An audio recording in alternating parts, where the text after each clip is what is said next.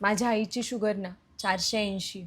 तिला एक दिवशी खूप त्रास झाला आणि मग दवाखान्यात गेल्यावर डॉक्टरने सांगितलं की एवढी शुगर असलेली चांगलं नाही आहे, ही लवकरात लवकर कमी झाली पाहिजे.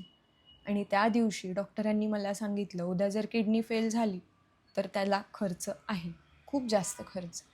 मग त्या दिवशी विचार केला की समजा उद्या देव न करो तिला काही झालं किंवा बाबांनाच काही झालं तर माझ्या कॉन्टॅक्ट लिस्टमध्ये असं कोणी आहे का ज्याला मी एक फोन केला की तुम्हाला पैसे पाठवून देईल? तसं तर कोणीच नाही आहे. मग माझ्या रिलेटिव्समध्ये कोणी आहे का ज्याला मी एक फोन केला तर तो लगेच पैशाची बॅग घेऊन येईल आणि म्हणेल की ही पोरगी खूप चांगली आहे, आज हिच्या आईला गरज आहे ना, चला आपण मदत करू. विचार केला, लिस्ट काढली, पण तसंही कोणी नव्हतं जे माझ्यासाठी माझ्या गरजेला धावून येईल. मग एक गोष्ट त्या दिवशी कळाली, आपल्याला कशाला कोणत्या गोष्टीचं मोटिवेशन पाहिजे. आपण गरीब आहोत यापेक्षा जगात कोणतंच मोटिवेशन नाही आहे पुढे जाण्यासाठी.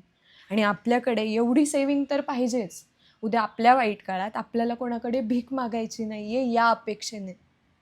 आणि एवढं तर आपण आपल्या आईबाबांसाठी करूच शकतो ना. एखाद्या मुलीसाठी, मुलासाठी आपण आयुष्यातली एवढी वर्ष वाया घालवतो. का? काय गरज आहे? घालवायचीच आहेत ना एवढी वर्ष वाया. मग एक काम करा, 1 वर्षाचं टार्गेट ठेवा. पैसे कमवा, खूप पैसे कमवा. तुम्हाला हवे तसं काम करा, हवे तेवढे पैसे कमवा आणि मग तुम्ही 1 वर्ष टाईमपास करा. तेव्हा तुम्हालाही काही नाही वाटणार. पण उगाच ₹1ही कमवायचा नाही, माज करायचा, खिशात पैसे नाही, ₹10 नाही आणि उगाच अंबानीसारखा माज करायचा, याला काही अर्थ नाही आहे. आपण गरीब आहोत यापेक्षा जगात दुसरं कुठलंच मोटिवेशन नाही आहे श्रीमंत होण्यासाठी.